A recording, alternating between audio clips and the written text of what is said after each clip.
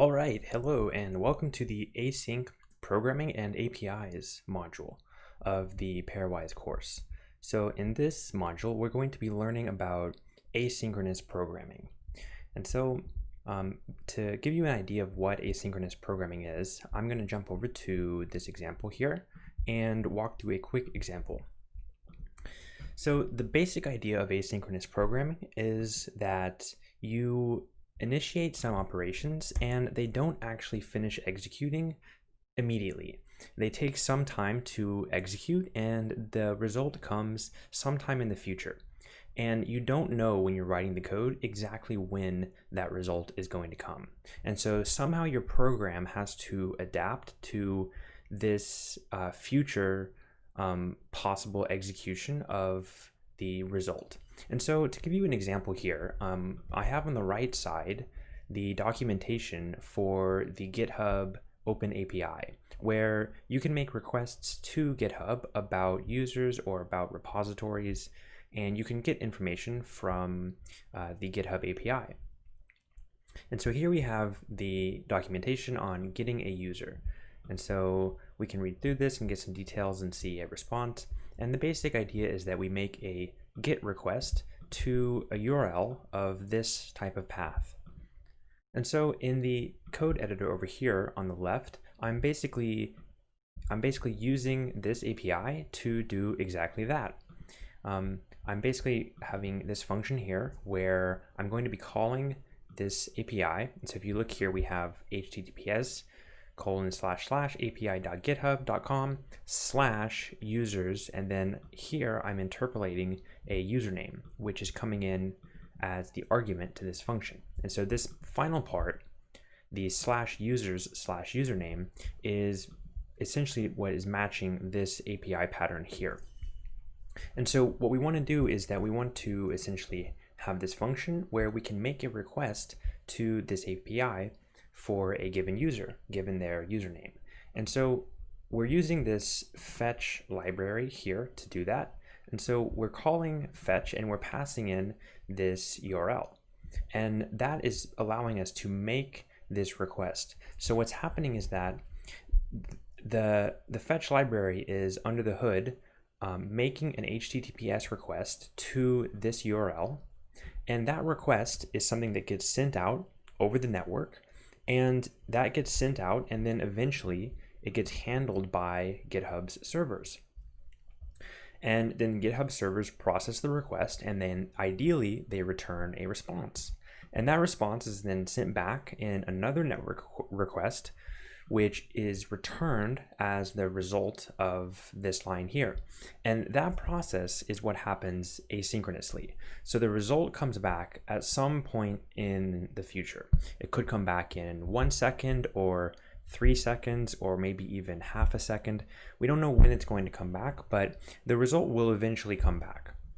And it's possible that this could fail. Maybe their servers are down, or maybe we made a mistake in writing out this URL here, or maybe we made some other mistake, or maybe the user we requested doesn't exist, or there's some problem and maybe this could fail. And in the event that it fails, we also don't know when it's going to fail. So the point here is that this bit of code right here, where we say fetch this URL, is going to execute, and the result of this is going to come back asynchronously sometime in the future. And that's the core idea of asynchronous programming. We don't know when the result is going to come back. We don't know when it's going to fail, if it's going to fail, but we need to handle this kind of eventual future logic with our program. And so in this example here, I'm using this async await syntax, which is allowing me to work with asynchronous code in a very easy way.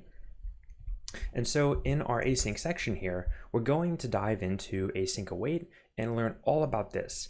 But this is just one aspect of asynchronous programming. We're also going to see timers and these other things called promises and callbacks. And then later we're going to get more into HTTP and networking and APIs.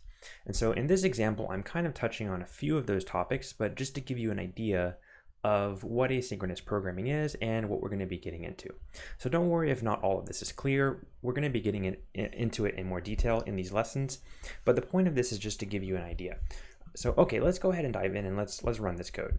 So this function is going to make a request to this API, and we want to fetch a user. So we want to actually fetch Linus Torvalds' GitHub profile, and Linus, of course, is a very famous programmer who has written the Linux software, among many other things.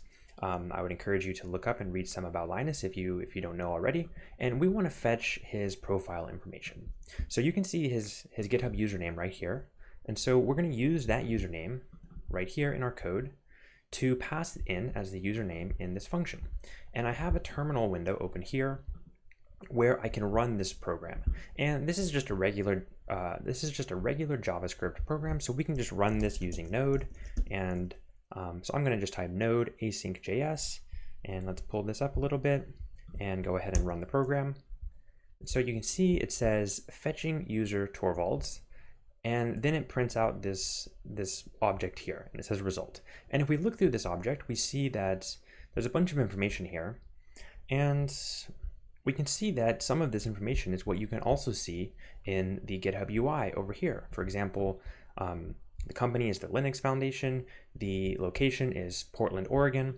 So this object here is basically representing a lot of the data which is also being displayed in this profile over here in the web browser.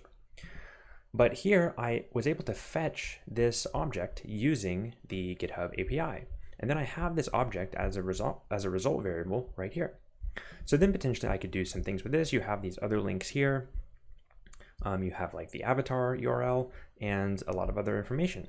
And so the key point to note here is that if I run this again, and if you watch very closely, you're going to see this line, fetching user, and then there's going to be a brief pause before you see this result.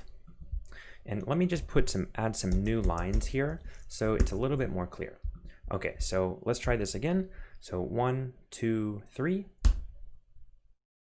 Okay, great, that was a little bit longer. So you could see that there was a brief delay before this result came back.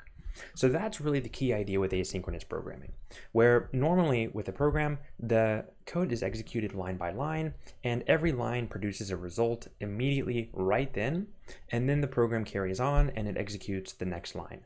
But with asynchronous programming, that's no longer the case. So these two lines here, where we are having to use this special await keyword, do not produce a value immediately. But this async await syntax allows us to say basically, okay, wait for this to produce a value in the future, and then when it does, then carry on with the code execution. So effectively, when the program gets to this line, it runs the code with fetch URL, and then it waits for that code to return a response. And so that's a really basic way to have some asynchronous programming. And in this module, we're going to be getting into a lot more detail about how to work with asynchronous code, and we're going to be diving into all of these different aspects that we have here. All right, so that's going to wrap it up for this intro video. And with that, I will end the video, and we look forward to seeing you in the async challenges.